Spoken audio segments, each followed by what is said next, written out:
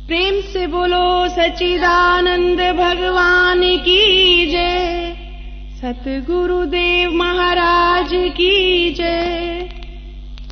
श्रोत्रिय ब्रह्मनिष्ठ अनंत श्री विभूषित स्वामी अलखानंदक्रिय जी महाराज श्री के 8 कैसेट में मानव जन्म का लक्ष्य, निष्काम कर्म, मोहभंग, आनंद कोश, अभाव की निवृत्ति, पूर्णता, सत्य असत्य का विवेक, सनातन धर्म, केवल्य ज्ञान में आदि से अंत तक के वचनों को सुनने मात्र से समस्त संशयों का निश्चित निवारण हो जाएगा। कैसेट प्राप्ति के लिए आनंदातीत धाम, हिल बाईपास रोड, खड़खड़ी, हरिद्वार, उत्तर प्रदेश, भारत। आनंदातीत धाम, गली नंबर 12, विश्वास नगर, शाहदरा, दिल्ली। फोन नंबर 2451 पर संपर्क करें।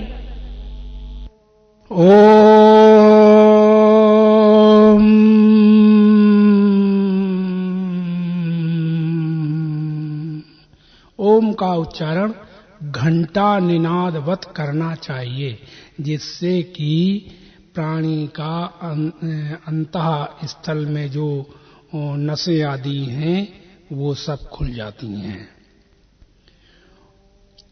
ओम चैतन्यम शाश्वतम शांतम व्योमातीतम निरंजनम नाद बिंदु कलातीतम तस्मै श्री गुरुवे नमः।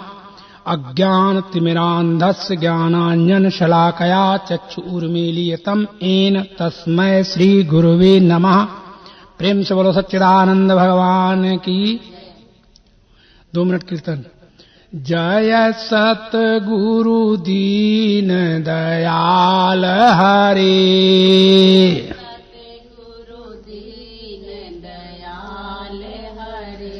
जिन्हने भव सागर पार करे,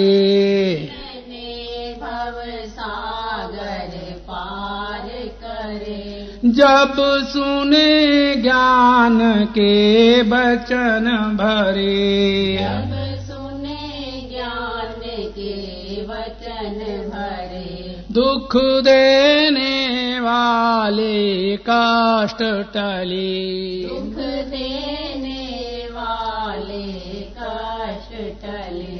जय सतगुरु दीन दयाल हरि, जय सतगुरु दीन दयाल हरि। प्रेम से बोलो सच्चिदानंद भगवान की।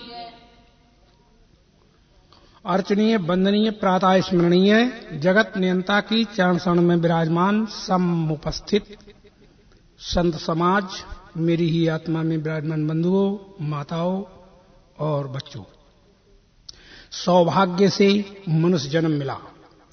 इसमें हम आपको इस समय मोह भंग की प्रक्रिया का वर्णन करेंगे। आप लोग शांति का दान देते हुए सुने।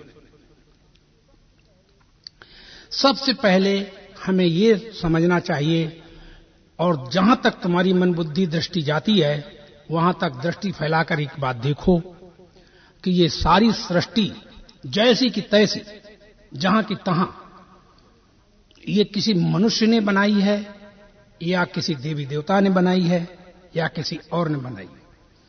तो पता चलता है, वेदोक्त सिद्धांत में ये पता चलता है कि इस सृष्टि का रचयिता ईश्वर कहलाता है।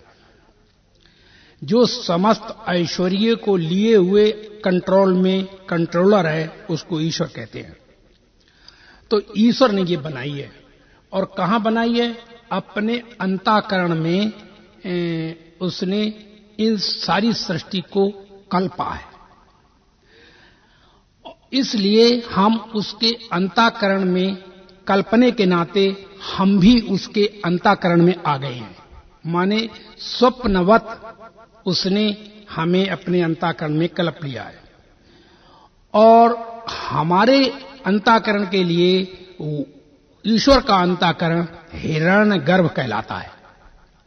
हमारा अंतःकरण हमारे स्वप्ने में जो आदमी आएंगे, स्वप्न में जो जीव या जड़ चेतन आएगा, तो उसके लिए हमारा अंतःकरण हिरण्यगर्भ कहलाएगा। तो ये सारी सृष्टि हिरण्यगर्भ में स्थित है, ईश्वर के अंतःकरण में। संकल्प के कारण ये सृष्टि पैदा हो गई है। तो अब देखना यह है कि सृष्टि को 3 तरह से बनाया गया है। एक तो ईश्वर रचित सृष्टि कही जाती है, दूसरी जीव और ईश्वर ने मिलकर मिश्रित सृष्टि बनाई है, और तीसरी सृष्टि जीव ने अकेले बनाई है। तो ये देखना है कि ये सृष्टि को बनाकर क्या ईश्वर ने हमें बंधन या किसी नरक आदि में जाने का रास्ता प्रशस्त किया है? क्या हमारे को दुख देने के लिए सृष्टि बनाई है? तो जब ये कहा जाता है कि क्या दुख देने के लिए सृष्टि बनाई है, तो ये बात हम तुम्हें समझाते हैं। अलग अलग सृष्टियों को समझने के लिए, जो जैसी की तैसी, जहां की तहां, जैसे तुम्हारा शरीर, तुम्हारे माँ बाप का शरीर, तुम्हारे बंधु भाई का शरीर, या तुम्हारे रामकिरण, सूरज, चंद्रमा, अल्लाह, गॉड, आत्मा, परमात्मा, जो भी नाम रूप वाले हैं, वो सब ईश्वर के अंतःकरण में है। और नाम रूप से रहित जो है वो शुद्ध सच्चिदानंद परमात्मा ब्रह्म है। उसको ब्रह्म शब्द से कहा जाता है, या उसको सत्य, चेतन, आनंद एवं ज्ञान स्वरूप से के नाम से उसे जाना जाता है। तो वो तो परमात्मा एक रस है, और उसकी जो चेतना है जिसमें आई है, तो जिसमें सारा ऐश्वर्य आया है, वो अंतःकरण है। अंतःकरण को सुचालित जिस चेतना ने किया है, उसमें जो परमात्मा है वो तो अधिष्ठान है, उससे कोई लेना देना नहीं। लेकिन जो अंतःकरण के अंदर ऐश्वर्य लेकर के बैठा हुआ है, उसको सबको आच्छादित किए हुए है, वो उसके द्वारा ये सारी सृष्टि क्रियान्वित होती हुई चेतन दिखाई दे रही, चेतन, जड़ चेतन स्वरूप दिखाई दे रही है। तो जिसके द्वारा जड़ और चेतन के स्वरूप बनकर दिख रही है, उसका नाम ईश्वर है। और ईश्वर की सृष्टि में माता, पिता, बंधु, भाई, गुरु, पीर, संत, महात्मा, जो भी सूर्य, चंद्रमा, तारे, विद्युत, आकाश, रामकिरण, ब्रह्मा, विष्णु इत्यादि सब ईश्वर के अंतःकरण में फुरे हैं। तो ईश्वर के अंतःकरण में जो फुरे हैं, एक तरह से ईश्वर अंतःकरण, ईश्वर, रामकृष्ण, ब्रह्मा, विष्णु, शंकर, अल्लाह, गॉड, आत्मा, परमात्मा भी उस अविनाशी, वो जो नाश से रहित एक रस ब्रह्म है। ब्रह्म शब्द से जिसे कहा, सत शब्द से जिसे कहा, आनंद ज्ञान स्वरूप से जिसे कहा, उसी के ये सब नाम है। इस बात को समझने के लिए ये बात बहुत ज्यादा इम्पोर्टेंट है, मन बहुत ज्यादा सुंदर और कीमती है कि एको सत विप्रा बहुधा वदन्ति। वेद ने कहा एक ही वस्तु है, उसी को विद्वान नाना नाम रूपों से कहते हैं, बुलाते हैं। तो यहां पर देखना होगा कि नाम रूप कह के जो बुलाते हैं, तो उसी जिसका कोई नाम नहीं, उसी का नाम राम कह के बुलाते हैं, उसी का नाम श्याम कह के बुलाते हैं, उसी का नाम अल्लाह कह के बुलाते हैं, उसी का नाम गॉड कह के बुलाते हैं। वो एक ही है। लेकिन इन अल्लाह, गॉड, राम, कृष्ण, ब्रह्मा, विष्णु के द्वारा हम नाना भागों में बट गए हैं। अस्तु ये नामधारी लोग, नाम वाले लोग हैं, यदि ये ऐसा जान पाए कि एक ही के सब नाम है, कहते तो सब हैं कि अल्लाह, गॉड, ईश्वर, आत्मा, परमात्मा सब एक ही है, लेकिन ऐसा कोई ज्ञान नहीं रखता कि ये सब एक ही, तो हम लोग संप्रदायों में बट गए हैं। किसमें बट गए? संप्रदाय में। नाना संप्रदाय में बांटने वाला अगर कोई दुनिया में है तो ये नाम रूप वाले भगवान हैं। इन नाम रूप वाले भगवानों से जो लोग छुटकारा पा लेते हैं, वो जीते जीते सत्य परमात्मा को प्राप्त करने में समर्थ हो जाते हैं। तो यहां हमें ये कहना है कि जो सृष्टि ईश्वर ने बनाई है, हमने देखना है कि क्या ये सृष्टि हमको कष्ट दे रही है, क्या दे सकती है। तो तभी तो हम इस सृष्टि को त्यागे। तो जैसे कि हमारे पिता, हमारी माँ, हमारी पत्नी, हमारे बच्चे भी हमने नहीं बनाए। किसी बाप ने एक पुत्र नहीं बनाया, किसी बाप ने अपना पुत्र नहीं पैदा बनाया। वो तो केवल द्वार भर होते हैं और वो बनाने वाला जो है उसका ईश्वर है। तो ईश्वर की जब सारी सृष्टि है, तो जैसे अमेरिका में बम गिरे, लाखों आदमी मर जाएं, तो हमको कोई दर्द नहीं होता। इतनी दर्द होता है भाई बुरा हुआ, मानवता के नाते, चेतना के नाते इतना लगता है कि हमें ये बुरा हुआ, ऐसे नहीं मारना चाहिए। लेकिन हमें ये जानना चाहिए कि हम उनको मरने से दर्द क्यों नहीं हुआ। क्योंकि अगर हमें पता चले कि अमेरिका में हमारे जहां बम गिरा है वो हमारे ही, जहां हमारे मामा चाचा ताऊ रह रहे हैं, वहीं उसी इलाके में गिरा है, तो हमें हाय हाय होने लगता है। और अभी जहां हमारे कोई नहीं है वहां अगर बम गिरता है तो फिर मुझे हाय हाय नहीं होती, मुझे कोई दर्द नहीं होता। तो देखो, जैसे कोई कहे कि दिल्ली शहर में, हिंदुस्तान के दिल्ली शहर में बम गिरा या गिरेंगे, तो सबसे पहले हमारे या सबके अंदर ये बात आ जाती है, ये पहले आ जाती है कि हमारे भर ना मरे, बाकी सब मर जाए, कोई परेशानी नहीं। तो हमारे न मरे, क्योंकि हमारे मरने से हमको दर्द होता है। जिनको हमने अपने मोहर लगा ली है कि ये हमारे हैं और ये पराए हैं, तो हमारे पर तो हमें ये मोह होता है कि हम ये हमारे हैं इसलिए ये ना मरें। अच्छा, पराए इसलिए मरें कि चूंकि हमारे सामने ये खड़े क्यों हैं, तो पराए मर जाएं तो हमें कोई परेशानी नहीं। तो ये जो बात है इसको समझना है। तो एक तो सृष्टि ईश्वर ने बनाई, जैसे किसी माँ बाप ने बेटे को नहीं बनाया, माँ बाप केवल द्वार भर हैं। ऐसे ही हमारी कहानी है कि ईश्वर ने जो सृष्टि बनाई है, जैसे हमारा पिता, हमारे पति आदि जो हैं, वो बाहर जाकर के कहीं मर जाएं और हमारे पास खबर ना आए तो हमको दर्द नहीं होता। क्यों? क्योंकि ईश्वर का बनाया हुआ पति था, तो वो मरे या जिंदा रहे। तुम्हारा अभी बनाया हुआ तो अंदर बना हुआ है, तो वो मरा नहीं, वो तो ईश्वर का बनाया हुआ मरा है, इसलिए कष्ट होता है। तो फिर आगे बताते हैं, दुनिया में कोई ऐसी चीज नहीं है कि जो हमें कष्ट दे सके। तो एक तो ये सृष्टि ईश्वर ने बनाई, दूसरी सृष्टि और है जिसको कहते हैं ईश्वर और जीव, इन दोनों ने मिलके बनाई है। ईश्वर और जीव दोनों ने मिलके कौन सी सृष्टि बनाई है? तो जैसी की तैसी, जहां की तहां जो दिख रहा है वो तो ईश्वर का सब निर्माण किया हुआ है, और ईश्वर ही ने आच्छादित कर रखा है। ईश्वर ही उसको अपनी उसमें कला से चलाता है, इसमें और कोई चला नहीं सकता, सबको आच्छादित उसने कर रखा है। अच्छा, और दूसरी होती है ईश्वर और जीव ने मिलके बनाई, वो कौन सी सृष्टि है? जैसे पृथ्वी मनुष्य ने नहीं बनाई, मनुष्य ने पृथ्वी को लेकर, मिट्टी को लेकर और ईंटें बना दी, और ईंट बना करके उसको पका करके और दीवारें बना दी। अब ये कौन सी सृष्टि है? मिट्टी तो ईश्वर की बनी हुई है और ईंटें तुम्हारी बनी हुई हैं, दीवारें तुम्हारी बनाई हुई हैं। तो इस सृष्टि का नाम मिश्रित सृष्टि है, मिली जुली। जैसे कपड़ा आप पहने हुए हैं, तो कपड़े में रुई जो है वो मनुष्य ने नहीं बनाई, जीव ने नहीं बनाई, फिर किसने बनाई? ईश्वर ने बनाई। और उसको लेकर के हमने धागा बना के कपड़ा हमने बनाया, बुना। तो ये किसने बुना? माने हमने बुना।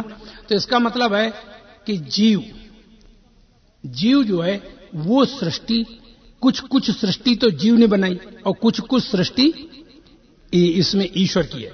ईश्वर की बनाई हुई रुई है और कपड़ा बनाया है मनुष्य ने, जीव ने।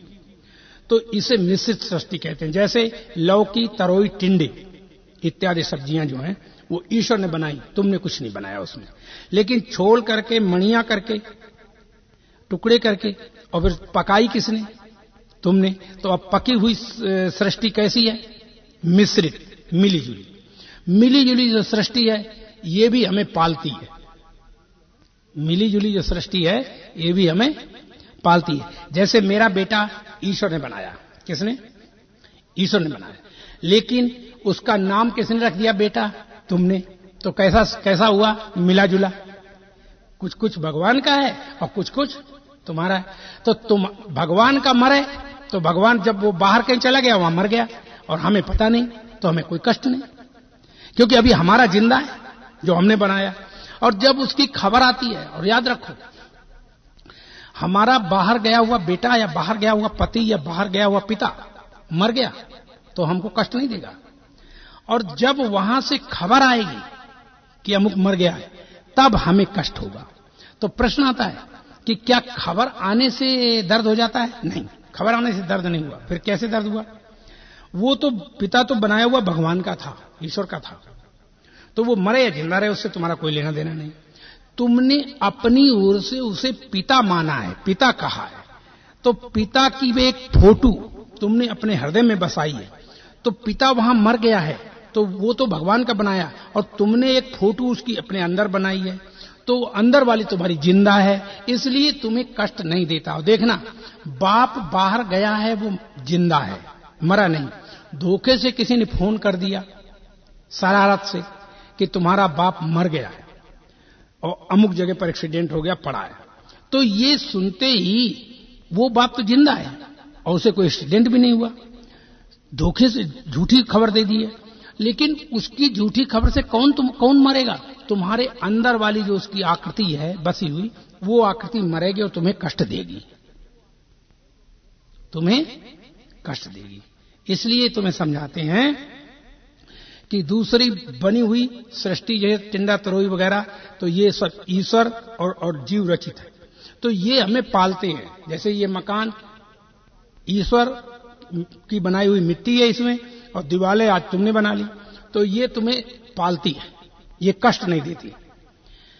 अब एक सृष्टि तुमने अपने आप बनाई है, और जो सृष्टि तुमने अपने आप बनाई है उस सृष्टि को तुम्हें समझना है कि वो क्या करती है। तो अपने आप बनाई हुई सृष्टि में जो भी कुछ होता है फिर वो हमें कष्ट देता है। तो ईश्वर रचित सृष्टि सारी मर जाए हमको कष्ट नहीं होगा, और ईश्वर की रचित सृष्टि से हमें तो कष्ट नहीं देती, इसलिए इससे संन्यास लेना भी हमारे लिए उचित नहीं है। संन्यास भी हम ना लें, क्योंकि इसमें संन्यास कोई ले ही नहीं सकता। जहां मर के जाओगे वहां भी ईश्वर रचित सृष्टि होगी, जब जिंदा हो तो वहां, जंगल में जाओ तो वहां, जहां जाओगे वहां ईश्वर की सृष्टि से कोई संन्यास नहीं ले सकता, एक बात। और संन्यास ले भी हम तब जब ईश्वर की सृष्टि हमें कष्ट देती हो। तो ईश्वर की सृष्टि हमें कष्ट नहीं देती, इसलिए इससे संन्यास लेने की आवश्यकता ही नहीं है। अब आता है कि ईश्वर की सृष्टि तो हमें कष्ट देती नहीं। अब आता है मिली जुली सृष्टि क्या कष्ट देती है? ईश्वर और जीव की बनी हुई जो मिली जुली सृष्टि क्या ये कष्ट देती? नहीं, ये भी निकटतम कष्ट नहीं देती, बल्कि और पालती है। कपड़े तुम्हें पालते हैं, मकान तुम्हें पालता है, सब्जियां तुम्हें पालती हैं, रोटी दाल वगैरह वगैरह सब चीज पालती है तुम्हें। तो ये जो पालती है तो ये भी सृष्टि हमको कष्ट नहीं देती। अब आता है कि एक सृष्टि और है तीसरी, वो जीव ने बनाई है, अपने आप बना ली है। वो सृष्टि कौन है?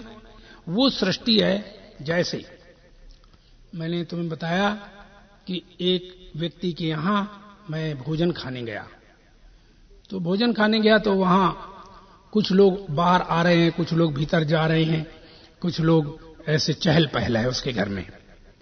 तो मैंने पूछा अचानक कि भाई कौन सा फंक्शन मना रहे हो आप लोग आज, जो तुम्हारे यहां बहुत से लोग आ रहे हैं जा रहे हैं, क्या बात है?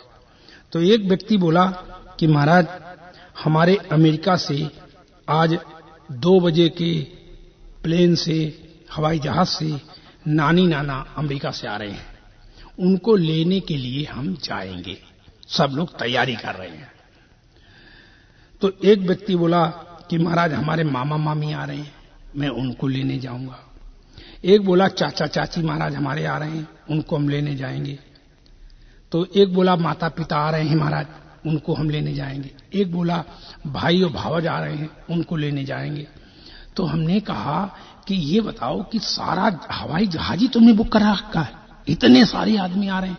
हमने कहा, तो बोले नहीं साहब, नहीं महाराज, तुम समझे नहीं। तो हमने कहा क्या बात हो गई, क्या नहीं मैं समझा? बोले आप ये नहीं समझे कि आदमी तो दो ही हैं। आदमी कितने हैं? और नाना नानी, चाचा चाची, भाई भावज, माता पिता, मामा मामी, ये कौन है? यानी दो ही आदमी हैं और इनके जो नाम हैं वो सबने अलग अलग रख लिए हैं। तो ये नाम भगवान ने नहीं रखे, ये हमने रखे। माने जीव निर्मित ये सृष्टि है। नाम और गुण, स्वभाव, धर्म जो उसके दिखाई देते हैं, तो उन्हीं को उसने अपना मान लिया है। नाम रख लिया कि ये मेरा मामा है, ये मेरा चाचा है। तो मामा चाचा जब मरेगा तुम्हारा, तब तुम्हें कष्ट होगा। और मामा चाचा नाम ना रखो उसके और फिर मर जाए तो कोई कष्ट नहीं देता। इसलिए हमारी बनाई हुई सृष्टि ही हमें कष्ट देती है, ईश्वर की बनाई नहीं और मिलीजुली सृष्टि भी नहीं। जब भी कभी हमें कष्ट होगा तो वो हमारी बनाई सृष्टि हमें कष्ट देती है। इसीलिए हर व्यक्ति को वेद ने कहा है कि सन्यास ले ले, अंततो गत्वा, अंत में उसे सन्यास लेना चाहिए। किसी ने पूछा कि ये सन्यास किससे ले, तो सन्यास ऐसे नहीं, कपड़े रंग लो और घर छोड़ करके जंगल चले जाओ और फिर अपने घर के बच्चे, भाई, बंधु, मामा चाचा को याद रखो, तो तुम्हारा सन्यास नहीं होगा। सन्यास तो तब होगा चाहे जहां रहो, माता पिता बंधु भाई, इनसे तिलांजलि लेना है, इन नाम रूपों से। बहुत से लोग क्या करते हैं कि माता पिता बंधु भाई को तो छोड़ देते हैं, कहते हैं ये हमारे नहीं है, लेकिन बाहर जाकर के चेला चेली बना लेते हैं। अब वो चेला चेली बना लिए तो वो भी सृष्टि बन गई। अब चेला चेली मरेंगे तो फिर रोएंगे बैठ के। इसलिए जो समझदार व्यक्ति है वो संसार में कहीं रहता है, वो कुछ बनाता नहीं है और सब कुछ काम चलाऊ सरकार चलाता है। काम चलाऊ सरकार कैसी? जिसको जो चाहा नाम रख लिया। जैसे हम बाजार में जाते हैं, मार्केट में जाते हैं, किसी भी आदमी से हम कहते हैं भाई साहब, बहन जी, माता जी, हरी साड़ी वाले, लाल साड़ी वाले, टोपी वाले, घड़ी वाले, रिक्शा वाले, तो ऐसे कह के अपना काम चला लेती है। तो हमें कोई उनके नामों से कोई लेना देना नहीं, लेकिन काम चला लिया अपना। तो ऐसे यदि नाम के द्वारा काम चलाऊ सरकार बनाई जाए, नाम रखे जाएं, तब तो ठीक है। और जो कहा ये नाम ही हमारा है, यही हमारा सत्य है, तो ऐसे करने पर तुम्हें कष्ट ही कष्ट मिलेगा, सुख और आनंद तो मिल नहीं सकता। जब तुम, इसीलिए सन्यास ये सन्यासी लोग लेते हैं कि सन्यास में हम निश्चित रूप से अपने घर, अपने बनाए बच्चे, अपने बनाए माता पिता, अपने बनाए इष्ट मित्र, इनसे, इन नामों से सन्यास लेना है। और ये नाम से सन्यास तभी कोई ले सकता है जब जीते जीते अब इनसे सबसे अलग हो जाए और इनसे फिर संबंध ना रखे। और अगर संबंध रखेगा तो मामा मामी चाचा चाची बने रहेंगे।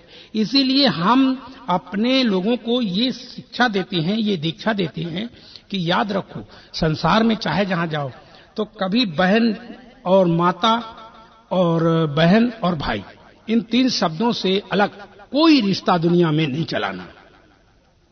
अगर तुम्हें माँ मिले तो उससे माँ कहो, अगर उसकी बेटी मिले तो उससे माँ कहो, अगर उससे उसकी और पोती मिले तो उससे भी बेटी या बहन कहो।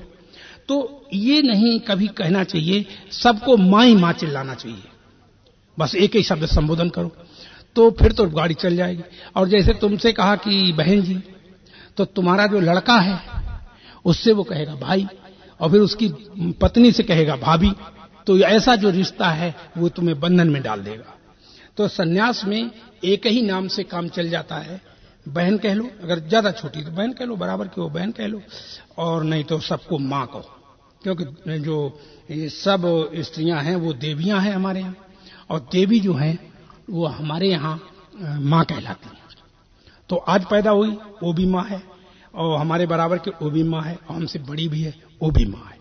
तो मां शब्द से काम चल जाए तो बहन नहीं बनाना चाहिए। और दूसरा, भाई शब्द से काम चलाओ। पिता मिले तो भाई, बेटा मिले तो भाई, और उसका बेटा मिले तो भाई। माने कभी भूल करके ये मत कहो कि उसका बेटा है तो वो तुम्हें चाची कहे, चाचा कहे, बहन कहे, तो ये बिल्कुल मत कहने। अगर कोई कहे तो कहे नहीं, भाई बहन बस, और कोई रिश्ता नहीं। हर आदमी जो आए, तो फिर क्या होगा, नहीं तो भाभी कह के फिर मजाक करने लगेगा, तुम फंस जाओगे। इसलिए जिस नाम से तुम्हारा काम चल जाए वही नाम पर्याप्त है। तो इस दुनिया में और कोई भी तुम्हें कष्ट नहीं देता। तुमने जो अपना नाम रूप जिनके ऊपर रख लिया है, वही तुम्हें नाम रूप वाले जब कष्ट बीमार होंगे तो तुम्हें कष्ट होगा। अब थोड़े से कोई बीमार हुआ, फौरन देखने भागे, क्योंकि तुम्हारे पास पैसा इतना है, 10 बार जाओ 10 बार लौटो, क्या हानि है आजकल।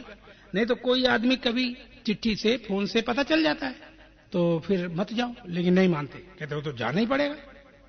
तो अब है ना बंधन, और इस बंधन से तुम्हें क्या होगा कि तुम कभी मुक्त नहीं होगा। तो मुक्ति के लिए क्या करना चाहिए? जो जाए तहाँ जान दे, जो जाए जाओ, लेकिन अपने आप सजग होके रहो। क्या कि हम नहीं जाएंगे, हम नहीं करेंगे, हमारा संबंध ये नहीं, हम तो आए हैं। तो इसके माने, जैसे कोई कहता है, जब कोई ऐसे निकलने लगता है तो बहुत से लोग ऐसे कहने लगते हैं कि भाई तुम अपना कर्तव्य त्याग रहे हो, तुम अपना जीवन को ऐसे कर रहे हो। तो आपको ये कहना चाहिए कि हमारा तो कर्तव्य केवल इतना था, हम आए थे, बड़े हुए, हमने तपस्या की, अपनी विद्या अर्जित की। तपस्या करने का मतलब है विद्या अर्जित करना, बस तपस्या का मतलब ये। और इसके बाद हमने उसका सदुपयोग किया, सर्विस कर ली, धन कमाया, और धन कमाया, वो धन भी आपने तुम्हें दे दिया, अपने बच्चों पर लगा दिया, और बच्चों के लिए है। तो फिर हमारी आगे कोई जिम्मेदारी नहीं, क्योंकि मैं कुछ लिए नहीं जा रहे, मैं अब तो बिल्कुल अकेला जा रहा हूं। अब ये हमारी माने हमारे जीवन काल में जो हमें मिल रहा है, जो हमें पेंशन आदि मिलेगी, उस पर किसी का अधिकार नहीं है, वो केवल समाज के लिए है। अब हम समाज पर खर्च करेंगे, अब हम जगत पर नहीं करेंगे, अपने लिए नहीं करेंगे, अपने वालों पर नहीं करेंगे। तो फिर भी हम विवाह कर देते हैं, फिर भी उनके पीछे हम लगे रहते, तो फायदा क्या हुआ? हमने एक चीज को बाहर निकाल दिया। तो अब हमने तो ये बात बढ़िया कही थी, लोगों को बता देते हैं हम स्टेज पर भी कि अगर तुम शादी करो तो 1 लाख लगाओ, तो 20,000 लड़की के नाम जमा करो, 80 में शादी करो। तो वो, और लड़की के नाम मत जमा करो, अपने नाम रखो, और लड़की के लिए कर दो, भूल के कभी उस धन को मत निकालना। उसका जो इंटरेस्ट माने ब्याज आए, वो ब्याज लड़की को कहो, लड़की को पूरे साल देते जाओ, हमेशा पूरी जिंदगी, कि ये ब्याज तुम ले सकते हो, इससे ज्यादा कुछ नहीं।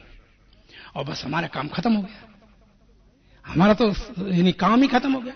अब तुम नहीं करो तो जा रो मरो, हमें क्या, उससे हमें क्या लेना देना। अब क्या है, बात बात में लोग कहते हैं कि वो हमारा कर्तव्य है। बोले क्या?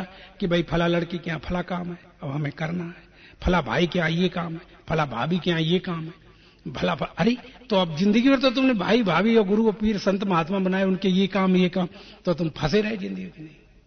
मनुष्य को फिर कुछ नहीं त्यागना चाहिए, गुरु को भी त्याग देना चाहिए इस तरह से कि भाई गुरु के पास जब तक काम है तब तक तो तुम कराइए, दीजिए, और वो करे। और जो नाजायज फिर पैसा आए और वो दुनिया की चीजें बना बना छोड़ने लगे, तो फिर उसको गुरु को भी पैसा नहीं देना चाहिए। गुरु को तब तक देना चाहिए जितना कि गुरु को जरूरत है। और अगर वो सृष्टि में आकर अपनी प्रॉपर्टी बढ़ाता चला जाए तो उसको ऐसे समय में पैसे धन आदि को नहीं देना चाहिए।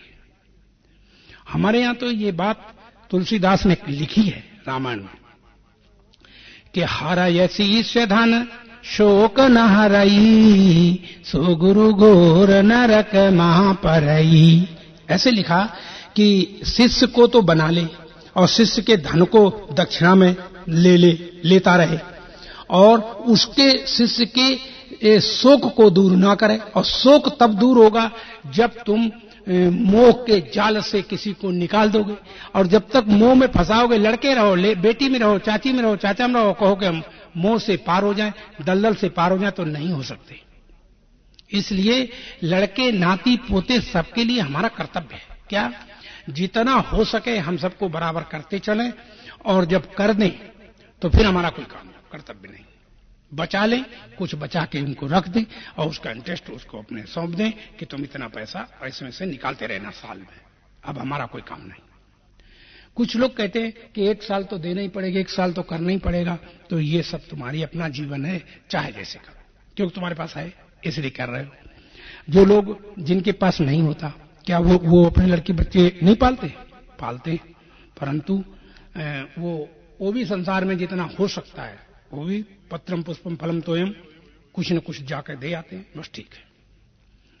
तो सृष्टि में आए हो, तुम्हारा बनाया हुआ जगत, तुम्हारी बनाई सृष्टि जो नाम रूप वाली है, क्या है तुम्हारी बनाई हुई सृष्टि? नाम और रूप, बस ये तुमने बनाया है। और नाम रूप वाली सृष्टि ही जब मरेगी तो कष्ट देगी। और जो सारी सृष्टि है जिससे हम काम चलाऊ नाम रख लेते हैं, तो वो सृष्टि मरे जिंदा रहे हमें कभी कष्ट देती ही नहीं है। तो मैंने जैसे बताया कि इस संसार में मोह की बनी सृष्टि भी तुम ख्याल में ले लो, तो 3 प्रकार की सृष्टि का वर्णन मैंने किया, और चौथी सृष्टि का वर्णन कर रहा हूं जो मोह से बनाई गई है। मोह की बनी सृष्टि वह होती है कि ईश्वर ने जो वस्तु बनाई है उस वस्तु को जिस पर तुमने अपनी नाम और रूप या अपनेपन का छाप लगा लिया है, तो उसकी एक फोटो तुम अंदर बना लेते हो, और ईश्वर का बनाया हुआ वह वस्तु बाहर होती है। तो बाहर वाली वस्तु यदि मरे या परेशान हो तो तुम्हें कोई कष्ट नहीं देती। जब भी कभी कष्ट देती है तो तुम्हारे अंतराल में जो उसकी फोटो बस गई है, वो फोटो जब मरेगी, टूटेगी, तब कष्ट देगी। तो संसार में जैसे एक जगह मैं जा रहा था, तो कुछ बच्चे जा रहे थे, तो मैं भी ऐसे ही जा रहा था। तो बच्चों ने देखा कि ये सज्जन संत कोई जा रहे हैं, और बच्चे वो जा रहे थे, कॉलेज के थे, तो वो प्रवचन सुनने जा रहे थे, और जिसका प्रवचन सुनने जा रहे थे वो मैं ही था, परंतु वो जानते नहीं थे। तो उन बच्चों ने आपस में बात की कि भाई स्वामी जी, श्रद्धा से प्रणाम करते हुए कहा कि स्वामी जी आप कहां जा रहे हैं? तो हमने पूछा तुम बच्चों कहां जा रहे हो? बोले मैं फला प्रांगण में, फला कॉलेज के प्रांगण में जा रहा हूं। हमारे कॉलेज के प्रांगण में स्वामी हरिद्वार से आ रहे हैं, स्वामी फला, तो उनके प्रवचन सुनने जा रहे हैं। तो हमने कहा वहीं मैं भी जा रहा हूं। तो उन्होंने कहा कि महाराज आप कहां से पधारे? तो हमने कहा मैं हरिद्वार से पधारा।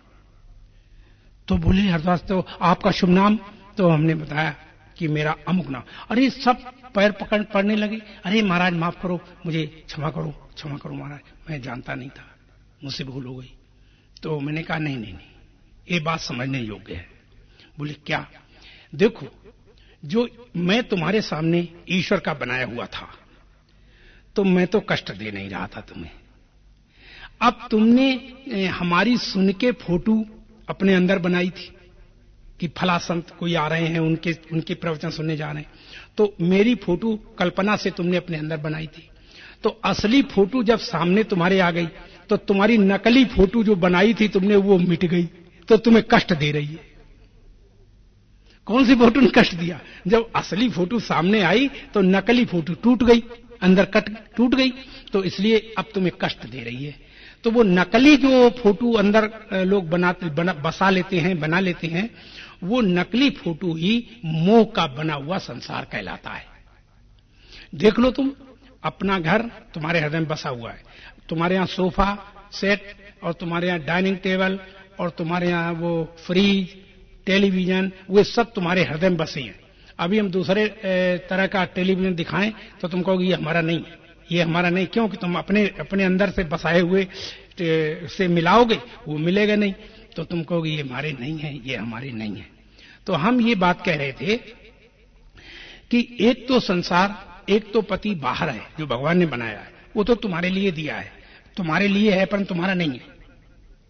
तुम्हारे लिए तो है पर तुम्हारा नहीं है। तो वह तो तुम्हें दिया है हमने संसार में खेलने के लिए, मौज लेने के लिए, पालने के लिए।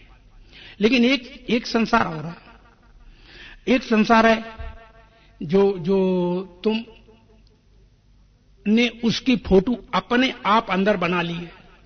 तो वो मोह का बना संसार है, और वो मोह का बना संसार जब भी टूटता है, जब भी टूटेगा, जैसे कोई भाग के आए कहे कि तुम्हारा जो टेलीविजन चोरी चला गया, तो हृदय से वो टेलीविजन निकल जाएगा तो तुम्हें कष्ट दे जाएगा।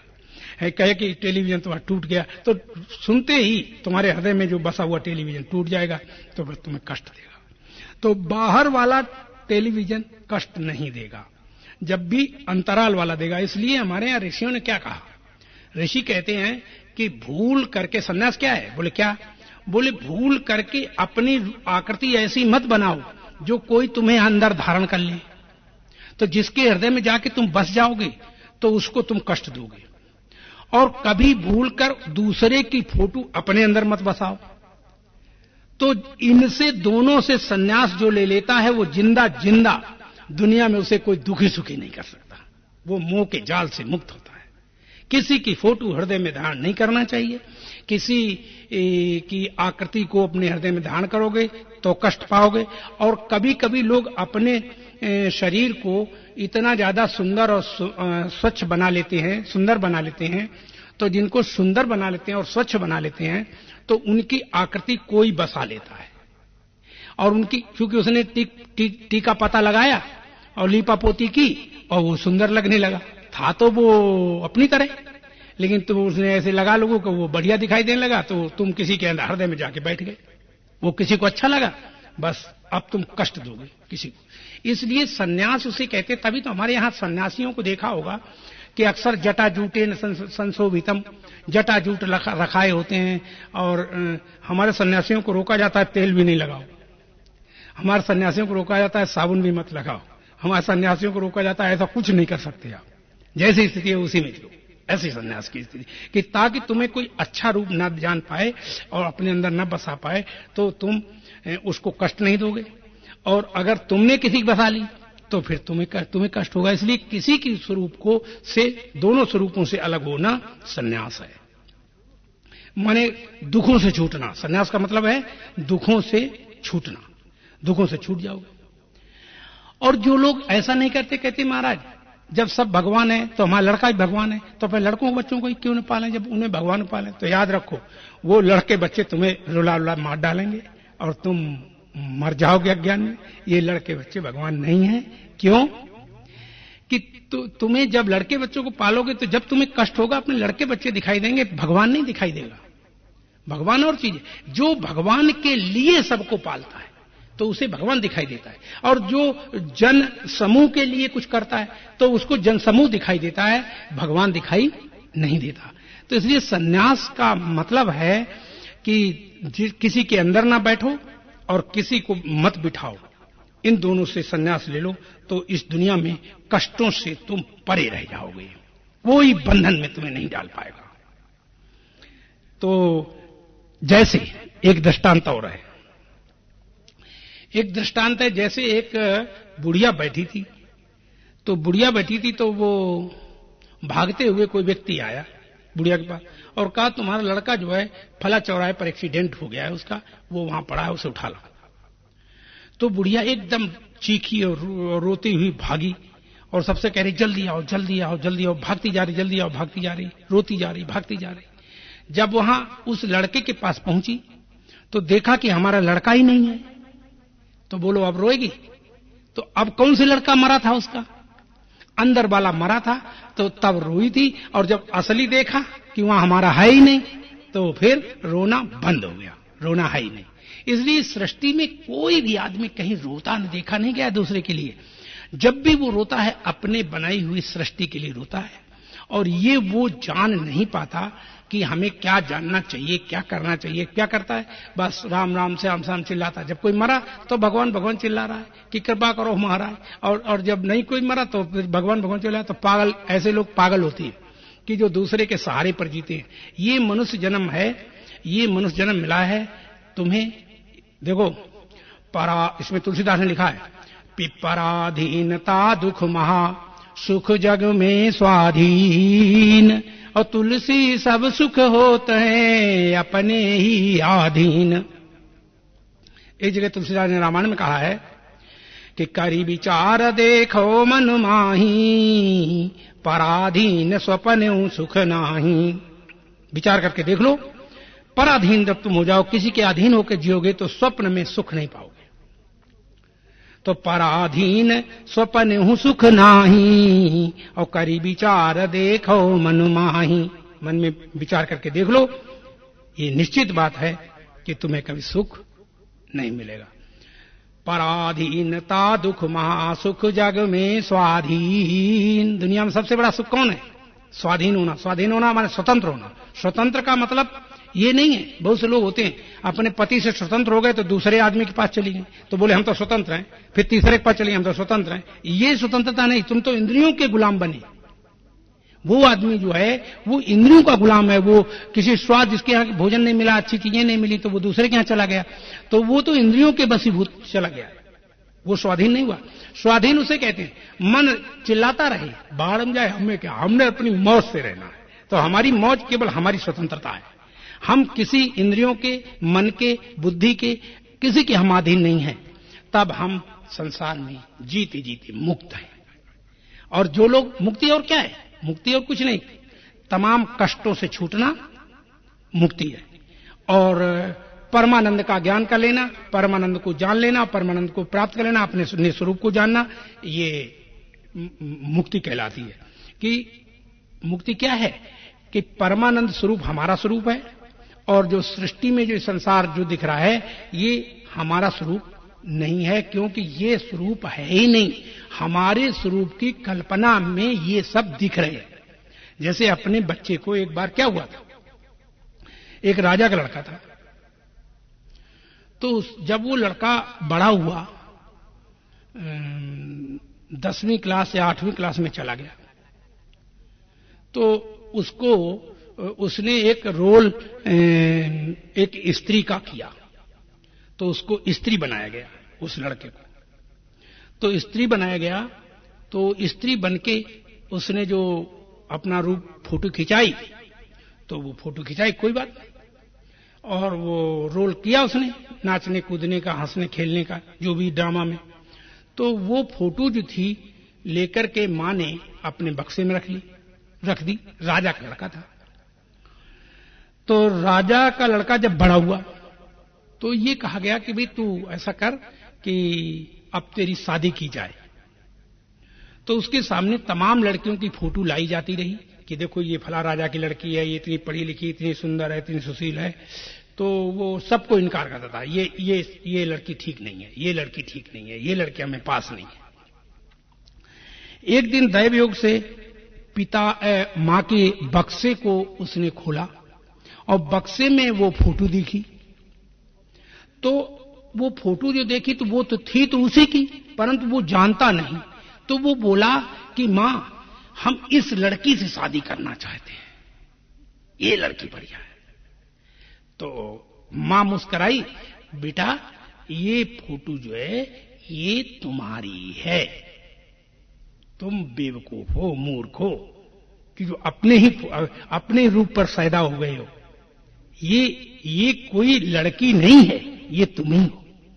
ठीक इसी तरह, बिल्कुल ठीक इसी तरह जिनके ऊपर तुम पैदा हुए हो, वो पुरुष, वो स्त्री, वो सब तुम्हारा ही स्वरूप है। वो दुनिया में कोई और अन्य स्वरूप नहीं है।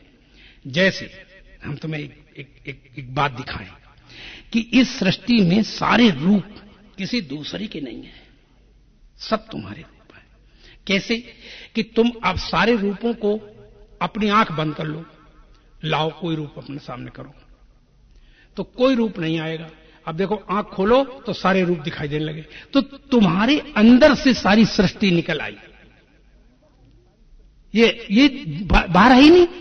तो बाहर न पति है, न पुत्र है, न जगत है, न ये दुनिया है, न सूरज है, चांद है, सब हमारे अंदर है। क्यों कि हम अपनी गोलक बंद कर लें आंख, और जो बंद की तो सारी सृष्टि खत्म। न सूरज है, न चांद है, न प्रकाश है, न ये जगत है, कुछ भी नहीं रहा। और आंख खोली तो सब दिखाई देने लगता है। इसलिए ये सारी सृष्टि हमारा ही स्वरूप है। जैसे वो बच्चा अपने स्वरूप पर मोहित हो गया, ऐसे ही हम सब अपने स्वरूप पर मोहित हो गए हैं, और हमने कभी भी ये नहीं जान पाया कि ईमानदारी से कि ये सारी सृष्टि हमारा स्वरूप है। और हर आदमी अपने स्वरूप होने के नाते हर व्यक्ति को गले लगाना चाहता है, हर व्यक्ति को पास बैठना चाहता है, हर व्यक्ति से बात करना चाहता है, हर व्यक्ति से अखंडता, एकता स्थापित करना चाहता है। क्यों? अपने नाते, ये जो हैं हम। इसलिए दुनिया में ऐसी कोई चीज नहीं है कि जिसको हम गले नहीं लगाना चाहते। जितनी गंदगी है ना, इस गंदगी को साल भर के बाद, यानी साल भर के बाद गंदगी को भी हम गले लगाते हैं। कैसे? और तुम रोज लगाते हो। कैसे? जब गंदगी को साफ करते हो तो हाथ हम उठाते हो कि नहीं? गले लगाए कि नहीं? मैंने ऐसा नहीं है कि तुम गंदगी को हाथ में नहीं छूते। तो हर चीज को किसी समय वो चाहे उसको फेंक दो, फेंकने में सुख मिलता है, किसी को पकड़ने में सुख मिलता है। तो वहां वास्तव में सुख दुख देने वाला कोई और नहीं है, तुम्हारा ही स्वरूप है। जब कोई ये जान पाता है कि सारे हमारे स्वरूप हैं, तब इस स्वरूप में जो मोहकता है, जो लावण्यता है, माधुर्यता है, तो वो तुम्हारी संसार में है। इसीलिए सूरज में तेज, चंद्रमा में वो शांति और प्रियता, और चंद्रमा में ठंडक, ये तुम्हारा स्वरूप है। ये जल में तरलता, गुड़ में मिठास, माधुर्यता, और ये सृष्टि में राम कृष्ण ब्रह्मा विष्णु में जो मोहकता और प्रियता भास रही है, वो तुम्हारा स्वरूप बन के भास रही है। वो दूसरा कोई और नहीं है। और ऐसा जो जीवन में साक्षात्कार कर लेता है, ऐसे जो जीवन में समझ जाता है, समझ जाने का मतलब साक्षात्कार करना, समझ जाता है, वो जीते जीते समस्त बंधनों को यहीं काट डालता है, और बंधनों से काट करके फिर संसार में प्राणी मुक्त हो जाता है। तो इस संसार में हम आए हैं, तो यहां अन्य कोई कारण और नहीं है कि हमको कोई कष्ट दे सके। हमको जब भी कोई कष्ट देता है तो उसको मैं पहला मेरा बनाता हूं। यही सृष्टि में कष्ट देने वाले भगवान राम ने यह बात अच्छी तरह समझाई रामायण में। लक्ष्मण ने भगवान राम से यह प्रश्न किया कि भैया, ये माया कितनी है, माया को बताओ। तो जब ये कहा माया कितनी है, माया को बताओ, तो भगवान शांत मुद्रा में बैठे थे। तो लक्ष्मण ने प्रश्न कर दिया। तो भगवान ने कहा, लक्ष्मण माया को जानना चाहते हो तो सुनो, गो गोचर जहां लगी मन जाई, और तहां तक माया जानहु भाई। जहां तक गो गोचर, जहां तक मन बुद्धि और इंद्रियों की दौड़ है, वहां तक सब माया ही माया है। तो लक्ष्मण ने विचार किया कि ले भाई, जहां तक मन बुद्धि है वहां तक माया, तो इस माया को कोई पार नहीं कर सकता। और माया अगर पार नहीं हुई तो माया से कोई छूट नहीं सकता, तो परमात्मा से कोई मिल नहीं सकता। तो लक्ष्मण ने कहा, भैया अपनी वाणी विराम दे दो। बोले क्यों, क्या बात हुई? बोले बात ये हुई कि माया से कोई पार नहीं जा सकता। बोले क्यों? बोले इसलिए नहीं जा सकता कि जैसे हम यहां बैठे हैं, जहां तक हमारी मन बुद्धि जाती है, अगर हम वहां चले गए तो मन और उससे आगे चला जाएगा, बुद्धि और उससे आगे चली जाएगी, फिर और आगे, तो जहां जहां हम जाएंगे भैया उससे आगे ये माया होगी। तो इस माया को कोई पार नहीं कर सकता, नहीं कर सकता। इसलिए हे भैया राम, आप विराम दे दो वाणी। भगवान थोड़े मुस्कुराए और लक्ष्मण से बोले, लक्ष्मण बस घबरा गए कि माया नहीं छूट सकती। अरे माया छुटी छुटाई है, तुम नहीं जानते? बोले क्यों, कैसे? बोले जब गो गोचर जहां लग मन जाई, वहां तक माया जानो भाई। तो जब तुमने ये कहा कि वहां तक माया है, अरे लक्ष्मण ये तो हमने बड़ी माया का वर्णन किया है, और कुल मिला के छोटे शब्दों में माया को सुनो। तो उन्होंने कहा, भैया छोटे शब्दों में माया और कोई? बोले हाँ। बोले बताओ। बोले मैं अरु तोर मोर ते माया, और जही वश कीने जीवन काया। मैं और तोर मोर तय, बस यही दो शब्द माया है। मैं मेरा, तू तेरा, बस ये बीच में दो शब्द हैं। इनको भैया मैं मेरा और तू तेरा छोड़ दे तो ये सृष्टि तुझे कष्ट नहीं देगी।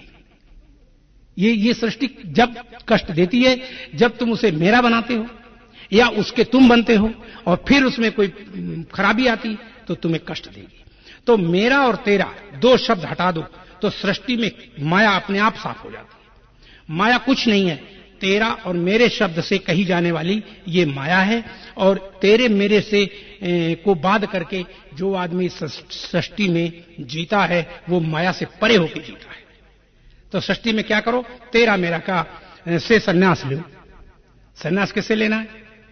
तेरा मेरा। अरे भाई पति रहे, कुछ उठाता तो नहीं, लेकिन जानते भी रहो कि ये मेरे लिए है, परंतु मेरा नहीं है, ये त्याग है इसमें। पति मेरे लिए है, मेरा नहीं है, ये माया से परे रहना है।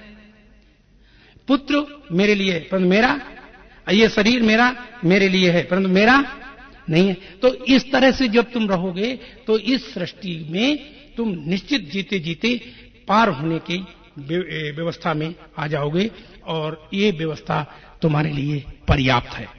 तो हमने तुम्हें बताया कि ये मनुष्य जन्म जो मिला है, ये मोह का बना संसार जो है, यही तुम्हें कष्ट देता है। इस मोह के बने संसार से तुम्हें जगना है और वो मोह का बना चौथा संसार है जो तुमने दूसरे की आकृति को हृदय में बसाया है, वही कष्ट देंगे, या जिसके अंदर तुम बस गए हो वो तुम्हें कष्ट देगा, वो पीछे भागेगा। तो इन दोनों चीजों से समझ, विवाह तो करना चाहिए था, हाँ पुत्र तो बनाना चाहिए था और विवाह भी करना चाहिए था, लेकिन पुत्र और विवाह करना बंधन नहीं है। लेकिन ये सब यही मेरे हैं, इन्हीं के लिए हम सब कुछ करें, बस ये बंधन है। क्योंकि जैसे भगवान ने सबको बनाया, जिसने बनाया उसको छोड़ दो, अब वो हमारा कर्तव्य नहीं है। तो लोग करते क्या है कि कहेंगे कुछ और करेंगे कुछ, तो फिर फंसे रहते। उधर कहेंगे मैं सन्यासी हूं, मैं तो घर में ही सन्यासी हूं। तो घर में सन्यासी कोई हो सकता है? बकवास करता है संसार, कहते कि घर में ही सन्यास है। बोले कैसे सन्यास है? जब तुम्हें मरोगे तो तुम्हें लड़का बच्चे दिखाई देंगे, तुम्हें कोई भगवान दिखाई देगा क्या? और जो जीते जीते मैं मेरा तू तेरा से ऊपर उठ जाता है, न तो मेरा कोई है न मैं किसी का हूं, न तो मेरा कोई है और ना मैं किसी का हूं, और फिर भी मैं जो हूं वो मेरा अपना असली स्वरूप है। और उस असली स्वरूप को जो जानता है, उस जानने वाले को जानना चाहिए। इस जीवन में यही तुम्हारा परम कर्तव्य है और इसी कर्तव्य को पालन करना हमारा, तुम्हारा, सबका धर्म है।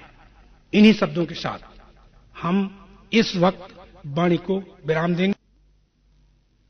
प्रेम से बोलो सच्चिदानंद भगवान की जय, सतगुरुदेव महाराज की जय।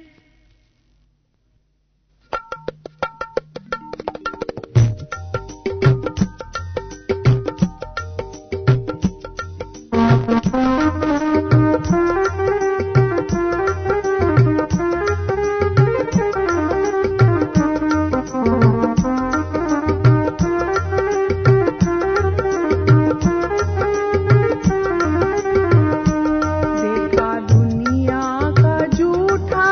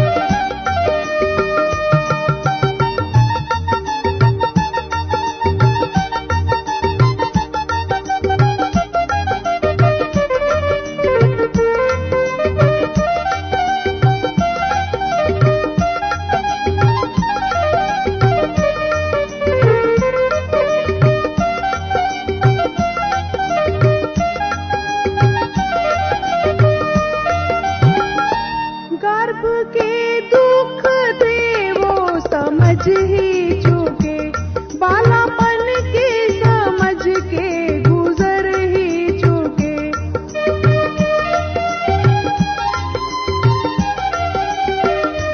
गर्भ के दुख थे वो समझ ही चूके, बालापन की समझ के गुजर ही चूके। स्वयं से जब हटे बेतरा से पीटे, मार खाने पे आंसू बहाना पड़ा। देखा दुनिया का झूठा झमेला तो मन को हटाना पड़ा।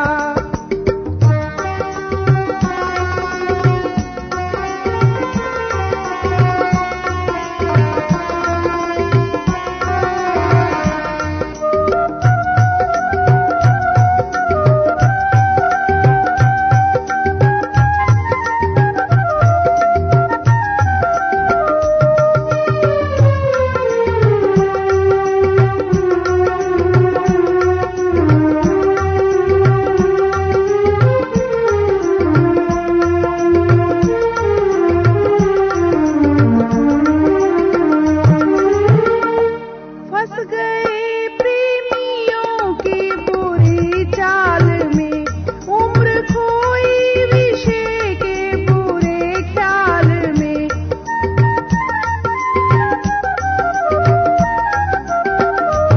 फंस गए प्रेमियों की बुरी चाल में, उम्र खोई विषय के बुरे ख्याल में। तन के सुख, मन के सुख, धन के सुख में समय को बिताना पड़ा। देखा दुनिया का झूठा झमेला तो मन को हटाना पड़ा। देखा दुनिया का झूठा झमेला तो मन को हटाना पड़ा।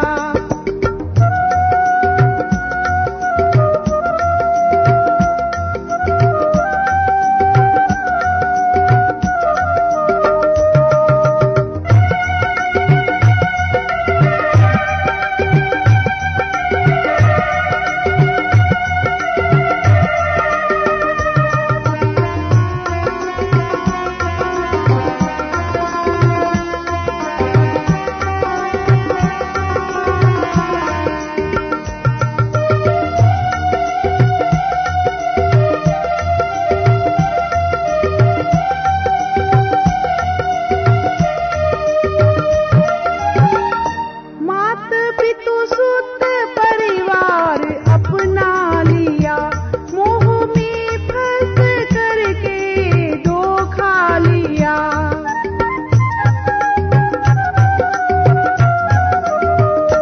मात पितु सुत परिवार अपना लिया, मोह में फंस करके धोखा लिया। कुछ जले कुछ मरे, कुछ गड़े और किन्हीं को बहाना पड़ा। देखा दुनिया का झूठा झमेला तो मन को हटाना पड़ा। देखा दुनिया का झूठा झमेला तो मन को हटाना पड़ा।